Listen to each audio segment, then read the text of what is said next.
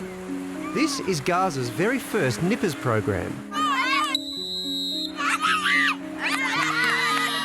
It began 8 years ago and more than 14,000 kilometres away on the northern beaches of Sydney. Gaza Beach, they have drownings every year, and they're not really trained in patrolling the beach, and they're not trained in resuscitation techniques. And Shamik heard about this, he came and joined us. Caroline Graham and Shamik Badra are members of the Northern Beaches Committee for Palestine. Shamik had the wonderful idea to have a Australian-style surf club set up in Gaza with properly trained people running it. They just had to find a life-saving club willing to back their ambitious plan. I thought it was a fantastic idea. I remember the day they came here to talk about their plan, to talk about bringing two gentlemen from Gaza to train here in Australia to become lifesavers and take what they learned back to Gaza. It took a further 3 years of paperwork and fundraising, but in 2019, Mo Saleh and Hassan Al-Habil arrived from Gaza to start their lifeguard training.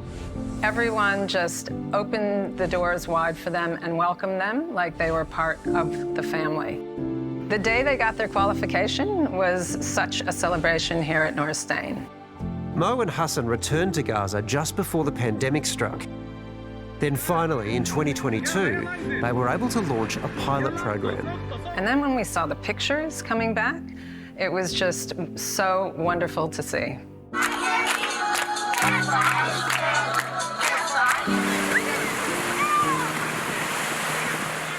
It was like a dream when we saw this program implemented in a professional way. The children, when they are talking about their feelings, and all of them were happy, especially something new in Gaza. Among the near 100 children participating in Gaza's first ever Nippers program were 10-year-old Maha and her 8-year-old brother, Zuhair. برنامج النبار وانبسطت فيه كتير ولعبنا ألعاب ونشاطات وتعلمنا. بحب أصير بالمستقبل مهندس روبوتات. أنا أحب اللعب الكرة والرياضة. نغني نرسم نسبح. We are not a big group, we are a small group, and we were working hard in order to raise money for this project. And it was a challenge, but we succeeded. And we were going to build a surf club. That was our next plan. Those plans came crashing down on October 7th, when Hamas attacked Israel, killing nearly 1,200 people. Israel's brutal airstrikes in retaliation have since claimed more than 39,000 lives and destroyed much of Gaza. We have many people and the children killed in this program. One of them, my father. أتمنى في السنة القادمة يكون البرنامج أفضل في قطاع غزة المحاصر. My brother was living with my parents and his children. Just he went to see his house and told my parents, I will come back. But later we discovered that Israel bombed his house and he under the rebels now and killed. So we lost 8 of my family. Unable to save many of his own family, Shamik was determined to help Mose. He rallied support from the community. Against the odds, they were able to evacuate from Rafah. And the amazing thing was that they got out of Rafah crossing from Gaza into Egypt to safety the day before Rafah crossing was closed permanently by the Israelis. Months of toing and froing with Egyptian authorities followed, and in early July, Mo's friends in Sydney were able to secure passage to Australia for his family. I didn't believe that at the end he will arrive to Sydney. It was so hard. We were so happy in the airport when we met him and his family. And I see his children were laughing and happy.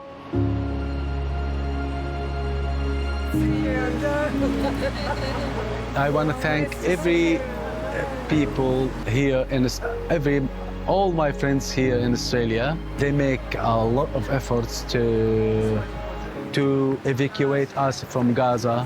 He's still haunted by the Gaza he fled. Dozens of thousands tents there. tents for refugees with 1,000 families. There is nothing. There is no sewage there. There is no water. You can't do anything. And it's a new experience. Mo forever grateful to those who helped him escape. I am alive because my children are alive, because my small family, little family is alive. And we have a hope. That's because I'm survival now. I'm survivor of the genocide. My family are survived. But many other families haven't been so lucky. Zohair and Mahan, they was so happy. They killed in November with entire family, with their mother and their father and the little baby, 7-month-old, and their grandfather and their grandmother.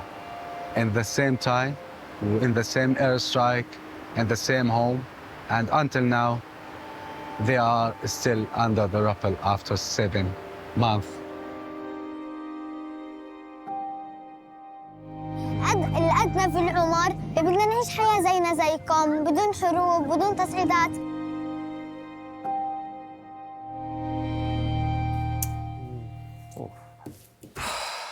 It was a beautiful story. It's the reason why I suppose they call it vitamin C when they refer to the ocean. There's something healing, the healing powers of the ocean and salt water, but that's quite confronting at the end to see that those little kids are no longer with us. It's the nature of that moment in that place, right? That even the things that have hope within them, or the things that you might think are the silver lining, come with such dark clouds. But, you know, part of that story is also those families from Gaza that got here, the support that the communities here have given them. And there are a lot more stories like that, not necessarily involving nippers, we should point out, but a lot more stories like that. So I guess we just got to hold on to those things at this moment. Yeah.